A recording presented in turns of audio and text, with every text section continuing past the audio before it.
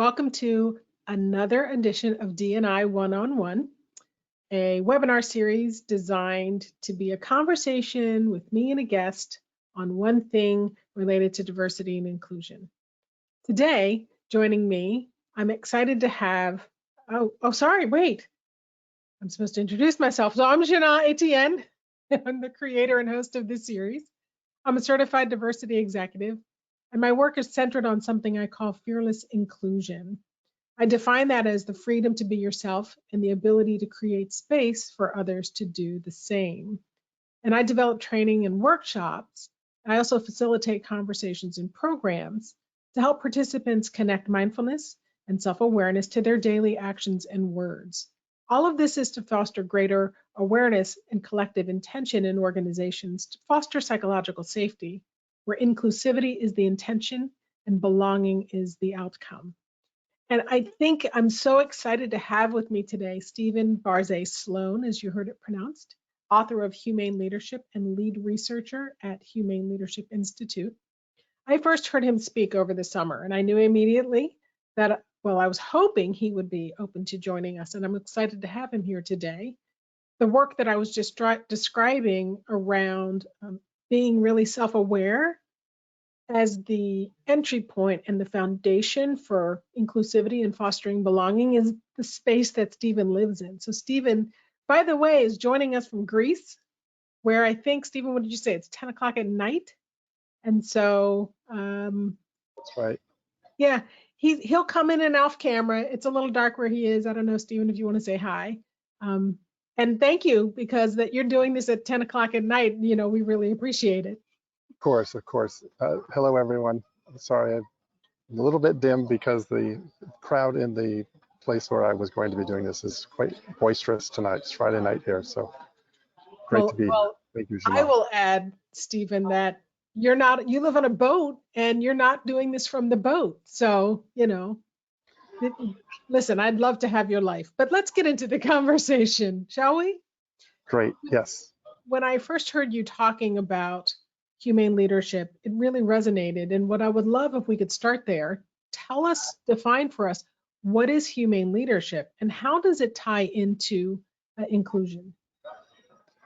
Well, humane leadership is an idea that came out of just my thinking about, you know, where there's so much focus on performance, right? And of course, we all know very well that we can push ourselves really hard. And we see people who are rewarded in business and in life for pushing themselves almost inhumanely, right? And no pain, no gain, and all of that, right? And this is rewarded in our culture. And I wanted to explore, is it possible that we could do this a different way?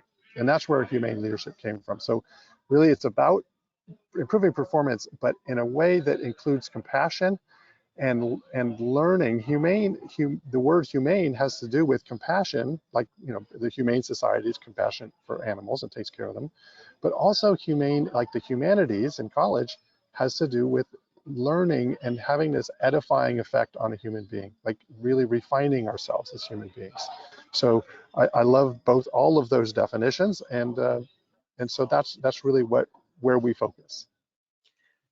A couple of things came to mind for me just now. One is the importance of self-compassion, because that's not something we're all necessarily good at. In fact, I tended not to be so great at it. And I was on a call I was working with a consultant, and she suggested a book called Self-Compassion. Okay, maybe I'll try to find that book and share it with you. But I realized just from what you were saying that humanity and humane from the perspective of how we lead starts with, you know, giving ourselves some grace. And it reminds me of something you said, and I'm not quoting you, but you said something like, leadership starts with I. Did I get that right? And can you tell us more about that? Yeah, sure. You know, it's leaders. I don't think I'm the one who said leadership starts with I, but I think that what I came to was, I said, well, how would we figure out what would humane leadership look like, and how would we learn it? Like, how could we test it? And I realized that I lead one person all day, every day, and that's me. And how humanely am I leading myself? It's a really, really interesting question. It seems so simple, but I realized that I had all kinds of ways of leading myself that were pretty uncool. You know, sometimes the boss is worst, is the worst boss. We're the worst boss to ourselves, Yeah. right? And Mm-hmm. so I thought, oh, wait, if I can practice on myself, I can do that, and no one needs to know what I'm doing. I can privately run little experiments and say, what if, you know, one super simple experiment. It's kind of radical. What about not getting out of bed tomorrow until you can find, just staying there until you can find an internal hope-based reason to get out of bed? Okay. Got me And thinking so, about that. yeah, so you can imagine, first thing is no way. I've got things to do, Mm-hmm. right? I'll be late for my meeting. The kids won't go to school. And you have all these external fear-based motivations for getting out of bed. And there's the very first experiment of the day, or first leadership act of the day, is getting out of bed. And so it's a really interesting experiment to run. If you have time, try it. And you'll hear voices from your past, coaches, parents, whoever, preachers, ministers, whoever. You'll hear these voices come up and say, well, you know, good humans don't stay in bed past 8 o'clock on a Saturday, Right. When or we have, whatever.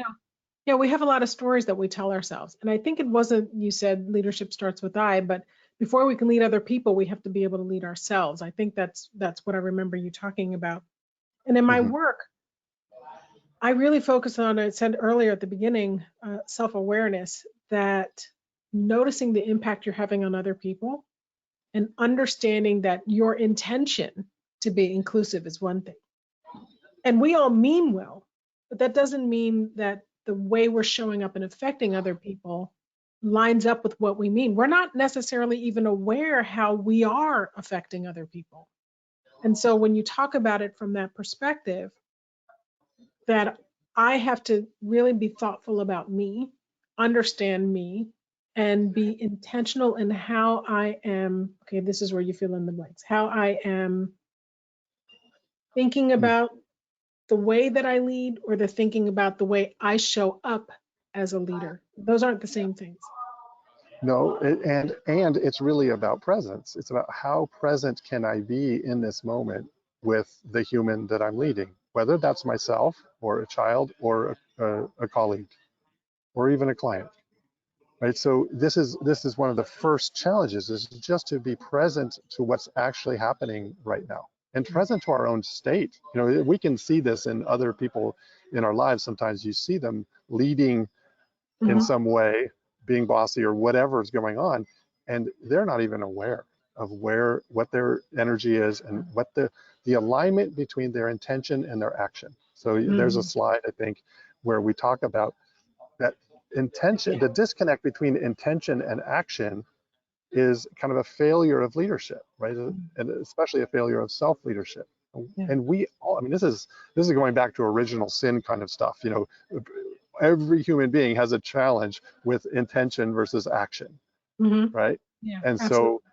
so it's just super hard. And so that's where, for me, compassion comes very, very quickly. As soon as we step into our self-leadership lab, we understand how hard it is to line up intention and action.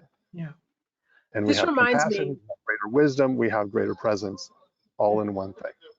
when you were talking about leadership and we lead in different ways and we might even be being bossy, it reminded me we probably should launch our first polling question. So that question, Christine, if we can go ahead and launch that. Sure. All right, poll number 1 is up on everybody's screen. This is poll number 1. What is your relationship with leadership? Please let us know in the next 60 seconds. I'm going to read off the answer options here as well. I am a leader and love it. I'm okay as a leader. I'm a leader reluctantly. I don't consider myself a leader. Finally, not sure or prefer not to answer. And while this polling question is open, I want to remind everybody, please go ahead and share your comments or questions in the Q&A. It would be wonderful for you to help, if you have questions, that we address them over the course of this conversation. We're going to take them as we go rather than holding questions until the end. I always prefer that. So I'm looking at seeing, where are the polling questions on my dashboard? Okay, I see it. You don't have to tell me, Christine, I see it. So it's about to close out. And then we can share the results if you can. Sounds good. I'll close up poll number 1 now and sharing the results on screen here for you, Jina. So I see 28% say they're a leader and they love it. 36% said, I'm okay as a leader, versus 9%, I lead reluctantly. And 18% say, I don't consider myself a leader. Does that line up, Stephen, with what you were thinking, the results, or how, if you talk to other people in the past? All right. Yeah, I think that, some of us love leadership and we know it. But, what's interesting, I think, is that there are so many people who are, they're a leader, but they're okay at it. And that's why you're here, right? Because you say, I'm in this role and I know I'm okay, but I could be better. And thank you for being here. I hope that, we give you something that is useful, because that self-awareness is the beginning of wisdom, right? It's the beginning of learning. And so, yes, I think that this is, what's interesting to me is that I was talking to some corporate leadership development people, and I said, well, when you have a new manager and they're promoted, you put them into some kind of a course, and these are huge corporations. And I said, actually, it typically takes 3 or 4 years after somebody's been promoted to management level for them to get any leadership training at all in corporate America. Yeah, I'm not surprised to hear that. So we just throw people into the fire and hope for the best. So yes, I think it aligns. The thing that I don't think people realize, though, when you talk about leadership, all of us are leaders in some way, shape, or form. Some of us have the title, but others lead through influence. Some might lead through inspiration, and others lead because they were told they need to lead something, even if they don't have the title. So I'm leading a project. I'm leading an engagement in a firm or something like that, even though I'm technically not a manager. And I mean, the word leader is very, I think for many of us, we think of it, especially in accounting, as the CFO, the partner in the firm, that kind of thing. And then everyone else, not. So is there something that we can do? And actually, let me move to, here's the slide that you had put here, the gap between self-leadership, intention, and action. And I just wanted to make sure that I put that up there because you were mentioning it earlier. Yes, thank you. Yeah, so I mean, what you're talking about there is kind of role-based leadership. This person they're the manager, and then you have people who lead in specific situations. But it's always embarrassing when the person who has the role is not really the leader. And we all know that whoever who's been there for 30 years is actually the brains of the operation, and everybody goes to them and they're polite to the person with the management role, but they're actually, the leadership is happening elsewhere. We never want to be that leader who has the role but not the influence. And so we talk a lot about earning influence, right? And that's a whole, I don't think we have a slide on that, but really, if we want to be humane leaders, we need to align our intention and our action so that we will naturally earn influence, because we are going to become a more effective and more humane leader to ourselves, and that will automatically change the way we lead other humans. You don't have to think about it. It will just start happening. And then people will start considering you a leader, and they'll start coming to you. The authenticity, you can't fake it. And a lot of people will say something like, well, that's not who I am. I think those are opportunities to notice that is who you are in this moment, if that's the way people are reacting to you or responding to you, if that's the feedback you're getting. We can't just say, well, that's not who I am, even if it's not my intention. That's the way I'm showing up. And so what I have on the slide, can you actually see the slides? Oh, okay, good. Does this tie into what we're talking about in terms of caring? Yes, because it does. Because if you if you start working in your self-leadership lab, and we'll talk a little bit more about that, and we have tools related to that, so don't worry about that. You will start developing a culture of what we call care, right? And it's a simple acronym of being connected. You know, where am I right now? What is my state that I'm in? What state is my team in today, right?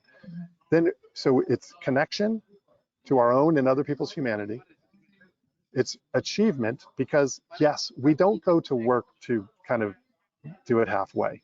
We would love to have an amazing day, one of those days where we just rock it. Let's do that. Let's get better at doing that more often.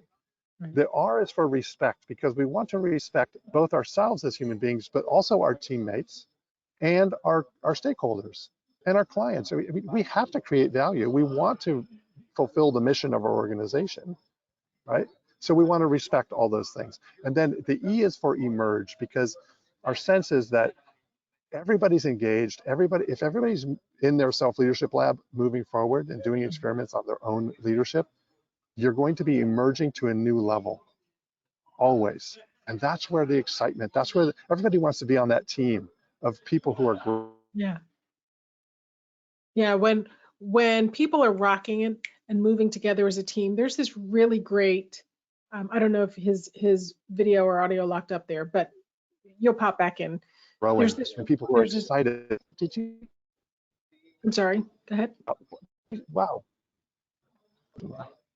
There was a bit of a lag, but I was going somewhere. Sorry, I couldn't hear you for a second there. I don't know. That's okay.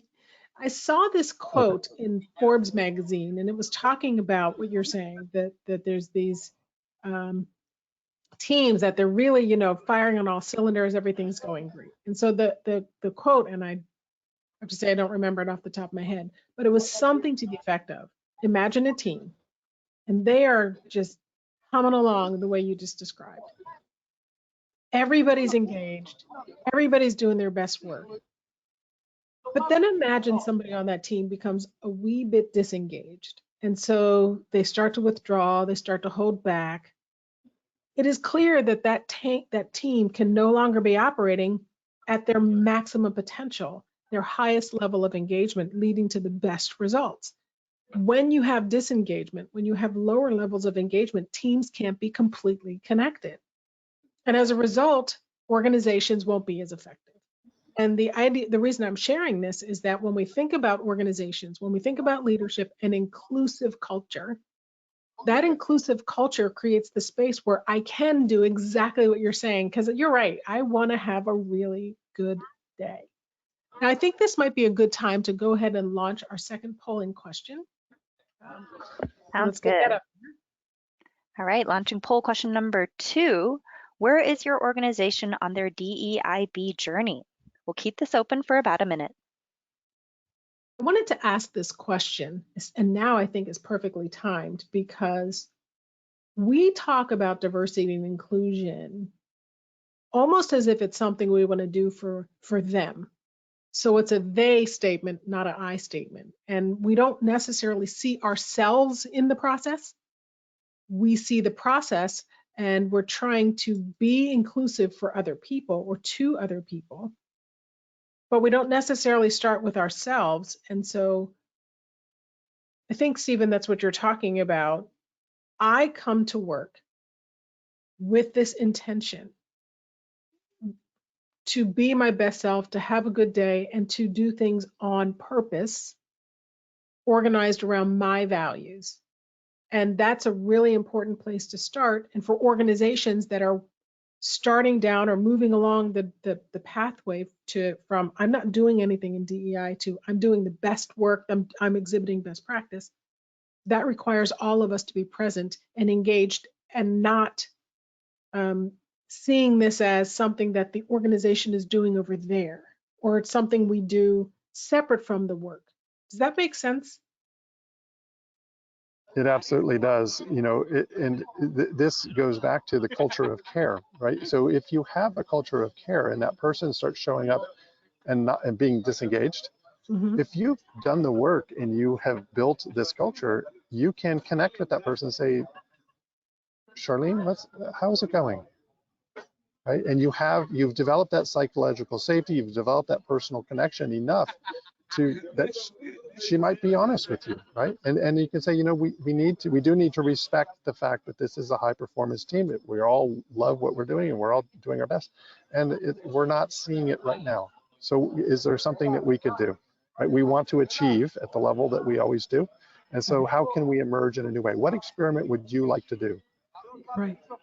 And it could be something at home. It could be something at home, right? And that's okay to experiment there, because as soon as you start really getting into the self-leadership lab, you realize that the distinction between home and office is really kind of goes away. I'm working on a session for another client, and I have in there work-life balance, which is the phrase we use, but it's really work-life integration. It's really about and having very clear boundaries so that you can be your best self. But I want to mention something else, because I want to bring this back for those joining us today, so that they have hopefully something for everybody to take away. And I'm thinking about the Maslow's hierarchy of needs. What you said got me thinking about the tip of the triangle, and that is that self-actualization, that realization. I want to have that good day. I want to be the best that I can be. I want to achieve the goals I've set for myself. Mm-hmm. But along the way, in order to get there, we have to have food. We have to have safety. I think it's first food, then safety, and then we have to have belongingness. That we cannot achieve our best self if we aren't connected to and part of a group. We are tribal animals, and we thrive in groups, and we suffer in isolation. Yes, So absolutely. oh, go ahead, sorry. No, I want to tie that. So yes, absolutely. And this is part of respecting the hierarchy of needs and caring for ourselves, being connected with our own humanity, right? In the technology world, I mean, so many people are kind of hired to be a brain on a stick. Like, just bring your frontal cortex and forget about the rest of you, right? You need to sit here for 8 to 10 hours a day in this chair that might not be super comfortable and just create the code or do whatever. How are we going to do that year after year after year without sacrificing something? And you talked about work-life integration. I would expand that to personal human integration, because we make this distinction between I'm going to work, and of course it's uncomfortable. Of course I don't like it, because all these things. Why? Why is that? Of course we have to pay the bills. That's the quick answer. But if we keep experimenting, we may be able to find a way to integrate our own humanity into our days. Take a walk around the duck pond, once a day, or do whatever it is that brings you back into presence with your own body, with your own something that you find beautiful and peaceful, etc. So I don't know if that's related to what you were talking about, but absolutely. I'm thinking about this myth of authenticity, this idea that I have to bring my whole self to work, and I guess there's a formula for that. I'm not sure what the formula is. Or for some, I go to work as one persona, and then when I'm at home, I'm myself. And so the whole integration thing is a bit of that. But it's also the self-care and the self-work and the self-awareness that you're talking about. Actually, I know we're running a bunch of polling questions, but I really want to open this one because it's tied to exactly what we're talking about right now, which is how much of yourself do you bring to work? Thank you, Jina. We've just launched poll number 3. All right, thank you. And I know, folks, we're just firing through these polling questions, but they're so tied to what we're talking about. And Stephen, I put up here, so when we're done the poll, well, actually, let's speak to the polling results before we go anywhere else. They're going to show up here in just a moment. This idea that you said brain on a stick, by the way, and that brought up an idea that I just thought was kind of, we are only seen for our intellectual capacity, and in the accounting profession that is highly right-brained, that's the part we bring to work. Because if I can be my smartest me, if I can be my most efficient me, use up the least amount of hours on my timesheet for the most amount of work, that's the definition of the good me, the good worker, the accomplished professional. So the slide results are here. Can you see them? I don't know if you can see them, Stephen, but it says 29% all of me, 40% most of me, and 21% some of me. So the other 10%, some 4% said I have no idea who I am. Yeah. This is good. I mean, you evidently the organizations that our participants are working in are pretty good and safe places, because how can an organization expect you to bring all of yourself to work if they don't create a safe place for all of you to be, Yeah. right? So there's lots of organizational work on bring more of yourself to work, and it's like this is not safe. You don't really want to know. And so that's a really interesting balance, and it's really interesting. It has to do with respect and the care thing. There are some of our colleagues who bring too much of their home life to work and too much of their personal stuff to work, and that's not really respectful of the team either, right? So this is a really interesting living balance that's a conversation every week. So sometimes you need to be authentic with people and say, this is actually what's going on in my world. And there are other weeks when you just need to say, wow, I'm not going to share that the dog is that sick or whatever is going on, and it's just not appropriate this week. So, well, and what's appropriate to share is different for all of us. mm-hmm. I want to make sure we cover some of your slides because I believe we've touched on these. Mm-hmm. And I know for participants, when they walk away with the handout, can you talk through some of these slides? So yeah, that I would love to talk about this one especially because we're talking a lot about kind of self-actualization and all these sorts of things, but this is an idea actually that came from Mahatma Gandhi, that there were 3 purposes to work, right? Of course, we focus on the third one, which was produce goods and services in exchange for a paycheck. That's that's the American way. But there's also, you think about how many of your skills that you've learned on the job. We were massively influenced. Our capabilities are developed on the job. And so our work can teach us all kinds of things. And it also allows us to transcend ourselves. To think about how much better you do when you're working on an effective team. Like our teammates believe more, that we're capable of more often than we believe in ourselves. And those are the great days at work when you realize, wow, I did all that. Like I was able to pull that client together or do whatever. I solved that problem. And we transcend what we thought was possible for us. We go to a new level. And it's actually, work can be our self-actualization. And for some lucky people, it really is.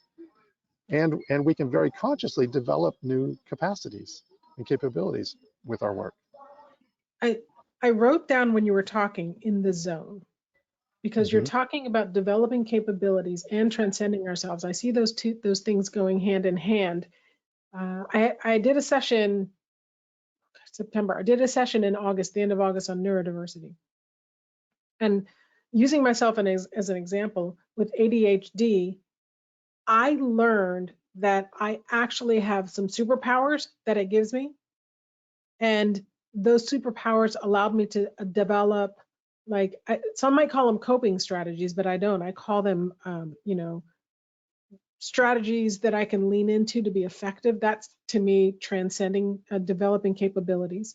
I'm understanding them in the context of my own strengths, my own identity, and what I bring to the table. And then transcend ourselves. If I heard you, the way I took it is also that in doing this work to get this paycheck, I can notice that I've brought something that was unexpected, and that I'm learning through. There's a loop that I'm learning from, and the learning from work can carry home in how I show up, and the things that I've learned at home, self-awareness, strength, better communication, overcoming challenges, I bring it to work. Yes, absolutely. And work can also be like a wonderful, like I think of it as a rock tumbler, right? It can take off some of our sharper edges and polish us up in certain ways that are really, really beneficial. And it allows us to transcend kind of what our normal personality might take us to. And so, and that whole thing of good practice, good leadership, moving from home to work and back again is super interesting. It's about it is about that integration. Yeah, and recognizing that you are your whole self through this whole process. Absolutely.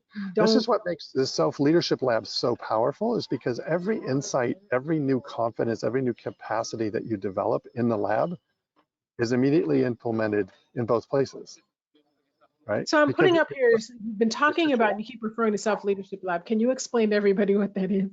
Yeah, so it's just, I think I mentioned it earlier, I realized that every day I'm leading one person, me, and it means that I can then experiment. If I'm consciously leading myself, and then I can experiment and say, oh, well, what if I do it this way today?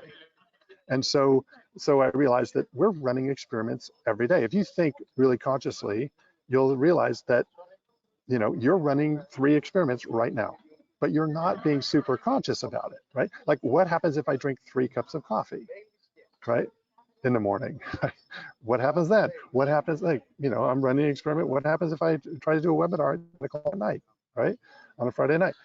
So, so this is my experiment. And so what I realized is that, I thought back to high school, and I had some pretty good science teachers in high school, and we had lab notebooks. If I'm going to align my intention to learn and to transcend and to develop my capability to work, why wouldn't I just use a very simple 1-page lab notebook where I'd say, well, this is my hypothesis, this is what I experiment, and this is what I learned. It's a very simple loop. It's a very simple loop, but it's a hard loop to master. I talk about something we call real-time awareness, which is the ability to notice in the moment that you're that you're having a reaction to something happening around you. It could be something that somebody said in a meeting, but it could be the thunderstorm outside, and noticing how you're reacting to it internally. And you just said drinking 3 cups of coffee in the morning. The fact that that can be an experiment is the way I'm hearing you, if I'm correct. I start to notice what that's doing to me, thinking, process, communication. And maybe tomorrow I cut that down to 2. And then see what happens there. Yeah. Your hypothesis is, if I have a little bit less caffeine, I can be more present and more focused during the day. And nobody needs to know you're doing this. And what you're really doing is self-development, developing self-awareness, so that you have a chance at your intention being other people's experience.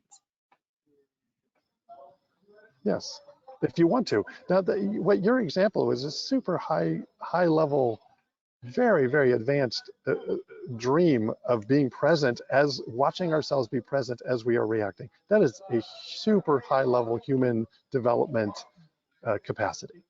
Most humans are not capable of that, right? Or in moments, right? Depending on how heavy the reaction is and the situation is.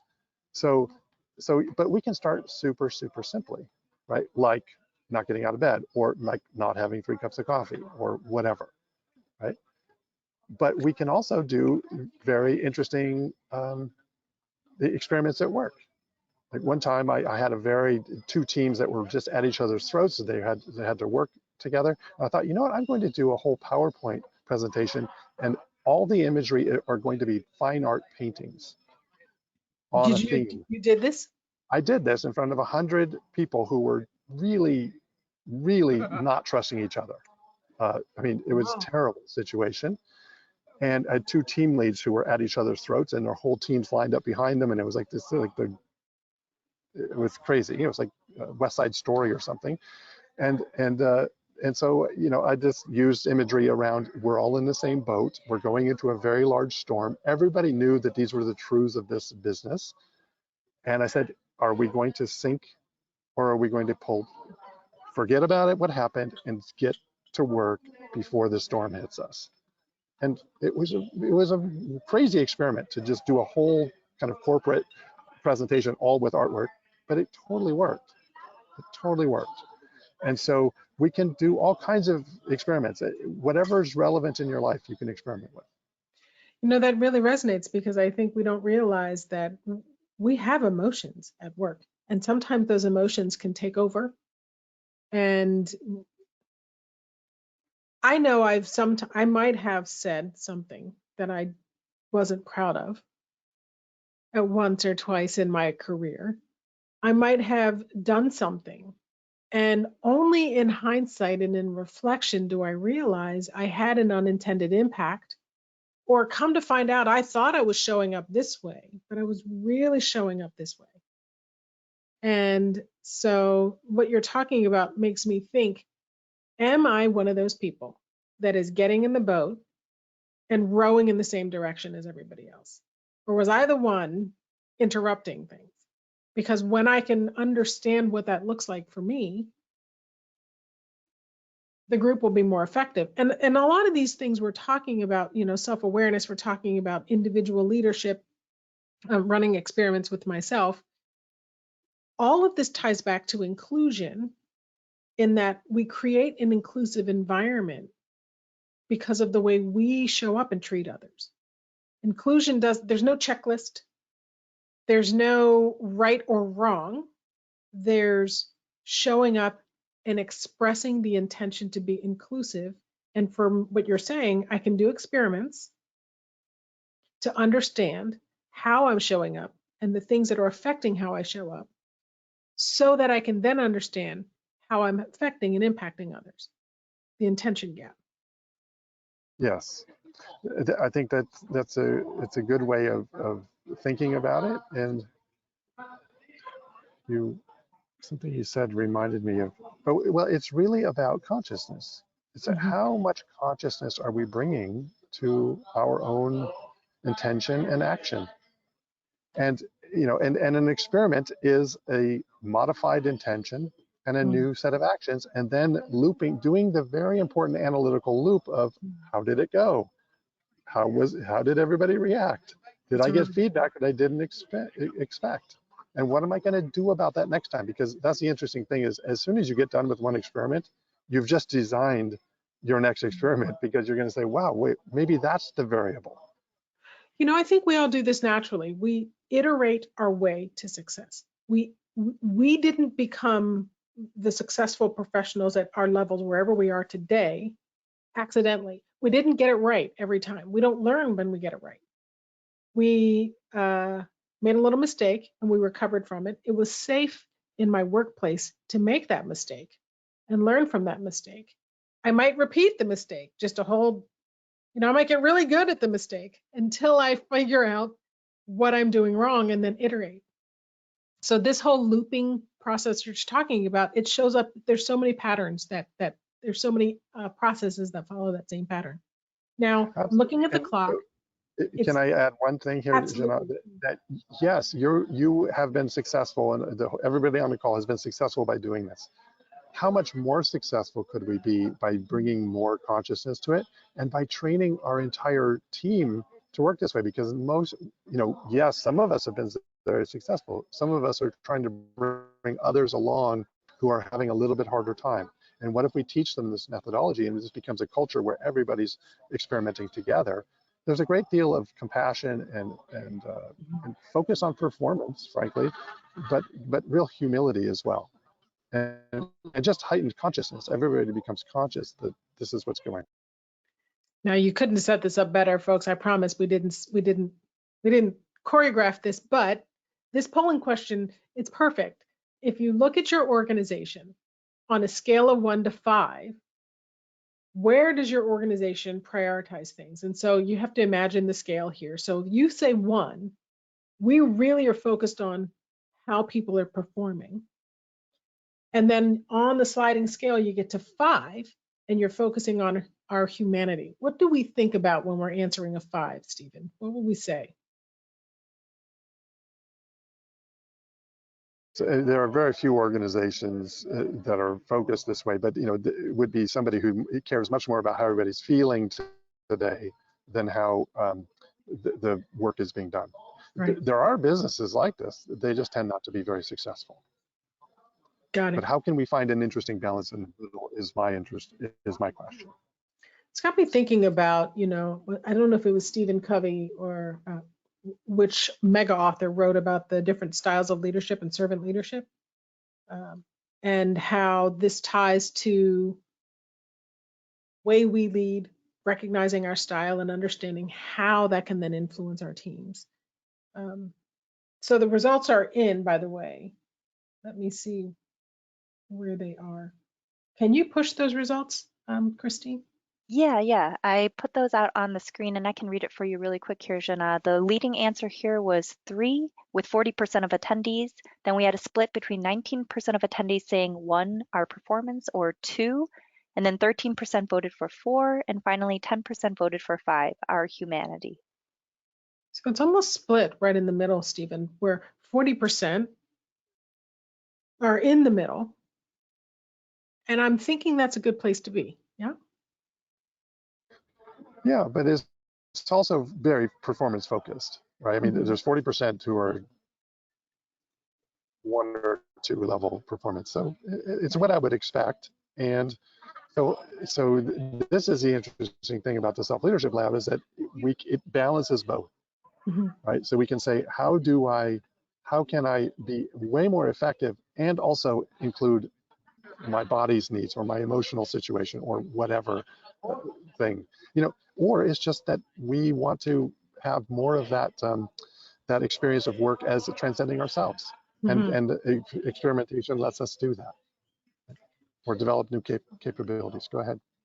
Well, I want to make sure we talk about these things because I remember when you were speaking, I think this was back in July, and you said wisdom jigs. And I remember I immediately went to the website and I started looking at the jigs that you talked about. And I said, I'm going to work on this one or I'm going to work on that one. And so there are a couple things in here. There's this picture where there's a page that people have worksheets that they can work through. And then there's the website themselves down here, wisdom jig files and more background here. Can you explain what a wisdom jig is and how does it relate to something like this, a worksheet that they can use? It's not, I don't want to fill out a worksheet. So how does this help me? Yeah, sure. So the one pictured here is the Humane Lab notebook, you know, Self-Leadership Lab notebook. It's just a very simple lab notebook, just like you might have had in high school or college. And it's just, so a wisdom jig, a jig like in woodworking is something that holds material in relationship to a tool in a standard way, like a pencil sharpener. Right? The pencil sharpener holds your pencil just at the right angle so you get a nice sharp pencil. So that's a jig. That's a jig for sharpening pencils. Wisdom jigs is just my way. My brain works. I don't know why. I can read something that seems like wisdom and I can create a one-page form or a very short form that takes that thinking and makes it a process for other people to follow. Because the way we learn is that especially new models of thinking, new modes of thinking, is that if we use a pattern over and over again, we will internalize that. In accounting, there are 1,000 ways that you can look at a set of transactions or a set of numbers, and you have all kinds of jigs, right, that are very based on wisdom that allow you to extract meaning from numbers and accurate and make sure they're accurate, right? Incredible set of skills. But there's a huge amount of other wisdom about being an effective leader, about being an effective parent, about being an effective human being, right? Having a healthy body, whatever it is. Being an inclusive colleague, being an inclusive colleague.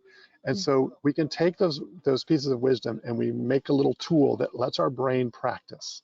It just is a structured way so that we can internalize more quickly a piece of wisdom. And these are just tools that came from the book and that I have found interesting and that students have found interesting and useful. Yeah. But I would encourage everybody to go. So on here, it says wisdom jig files and more background here. And I can click on the hyperlink, but I just realized, and I apologize to the attendees, I did not embed that hyperlink into the PDF that they download. So, but if they go here, so the Humane Leadership Institute.org if they go to that website, at the top, isn't there some place that it says Wisdom Jigs? And they can just click that and then they'll have the whole page of them. You can also just go to wisdomjigs.com. Okay. It takes you right to the page. I didn't know that. That's very helpful. Thank you. Power of a domain name. So they're out there. They're free. Please use them if they're useful to you. They're all kinds of. They're at the top. It's all organized around the book because they're mentioned in each chapter. At the bottom are others that are also interesting around time and around creativity and some other things. So, yep, they're available. And also there's a link to my contact form. If anybody has a question about them, please feel free. I'm available and would be happy to be in conversation with anyone around the Wisdom Jig that you find interesting or challenging. So right here at the bottom of your bio page for everybody, there's your email. And then they can catch you on LinkedIn as well. Absolutely. There's a question that came in. Most of the things that have come in are, you sort of address them, but this one is interesting. What do you do to bring fun into this process? Because I find I'm often too serious about it to the point where I don't want to do it anymore. I know that feeling. I know that feeling. So how can we create not levity, but make this process enjoyable so that I don't have this negative self-talk cycle of I tried the experiment, it was a failure. This is never going to work. What made me think I was going to do ... And I'm not sure that's where Shanna was going with this question, but there's the risk of that in all of these experiments. Absolutely. But what an interesting experiment. Oh, stop. I don't want to do another experiment. But what if you're doing something and you realize and you just pay attention to your level of joy? You mentioned the flow state earlier. You called it something else, but Mihai Csikszentmihalyi, in the zone. But there's a book called Flow that talks about that state we can get into when we're really going and it's really clicking. And he uses a method called experience sampling. So literally 3 times a day, I have a prompt that my alarm goes off, and I am doing an experiment on myself to say, what is my mental state 3 times a day? And it has to do with joy and cheerfulness and, am I lonely? Am I overwhelmed? Whatever. A whole set of questions. So I'm literally running a psychological experiment on myself 3 times a day right now, because one would think that being in Greece on a sailboat, which has always been a dream of mine, would be perfect, would be amazing. And yet I'm sure it is sometimes, right? Sometimes it is, and sometimes it's not. But what a beautiful place to do an experiment where I can learn about, oh, wait, I have mental habits that keep me from being cheerful. A little bit like our question, person's asking a question. Yeah. So it's always something to learn. What I think is interesting about what you're saying is, and I don't know that I've done this, but I know for many of us, we don't often have a very, what's the word I'm looking for now? We don't have a very big library of feelings words. And so to pause during the day, so the question here wrote the word fun. You said joy. Other people could say happiness or contentment or just pride in the work that I've done, maybe a sense of peace. And so perhaps during the course of the day, one of the experiments that I could do is try to come up with the word that reflects the emotion that I'm feeling right now, so that we take out of it the technical work words and replace it with feeling words. And maybe then we do find that we're having fun, just not the same fun that you have at the beach. It's a different form of fun because it's bringing you happiness or joy or really good, warm, fuzzy feelings. Exactly. Yeah, I mean, I can imagine an experiment where you try to find 5 to 10 words and you try to use those words to see if that's where you are a few times a day, right? Just check in with yourself and say, am I in one of these states? And then see if there are better words, right? Because it might be a vocabulary change, because our language is what's creating the imagery in our mind and our feelings. I mean, that ends up creating our emotions. And so it may be a relanguaging. Yeah, right? I think that's a really good thing and encourage people to do. You know, in my workshops and trainings, I ask people, how do you know you're being inclusive? Like, what does it look like when you're being inclusive? And I think when we start to think about that, there's no single action that we can point to. And then when you ask people, well, what does it feel like to be on the other end of inclusive, being included? We can't think about that. We know what it feels like to be excluded. We know what it feels like when we're lonely, but and you know that joy state. So if you can sync up those happy feelings, both when I'm connecting outwardly with somebody and when I'm feeling it from somebody else,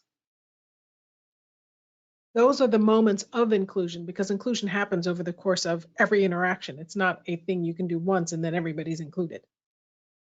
That's right. It's ineffable is a great word, right? It's why poets exist, because there are no words for the most important things in life.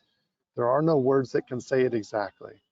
And so I think so really, and inclusion is somewhat ineffable. It's this amazing experience, and the opposite is a really unamazing experience.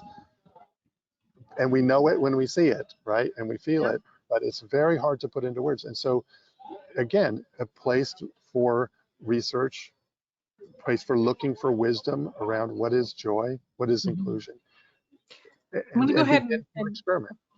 Oh, you can keep talking. I'm going to go ahead and launch this last poll. By the way, a participant put in Joseph Campbell, Find Your Bliss. I believe that's another book. I've heard of it, but I've not read it. So it's a classic, and Joseph Campbell is amazing. So I'm going to have to, I don't think I've read anything by Joseph Campbell. Shame on me. I only have, 20 books in my Kindle now that I've got to read, and they've all started, but I don't think I've finished any of them. And so with that, I think that self-leadership and running these experiments is a wonderful way for us to start to notice the impact we are having on others, the impact others and the environment are having on us, and whether or not we're showing up the way we think we're showing up and having the leading ourselves and others the way we want. So Stephen, I think I heard a little sound there. Yeah, beautifully said. Beautifully said. Just thank you, everyone. Thank you for having this as a value and as an intention. Thank you, Jina, for the opportunity. Good night, everybody. It's time for him to go to bed. It is 10 o'clock at night in Greece. Everyone, thank you for joining us.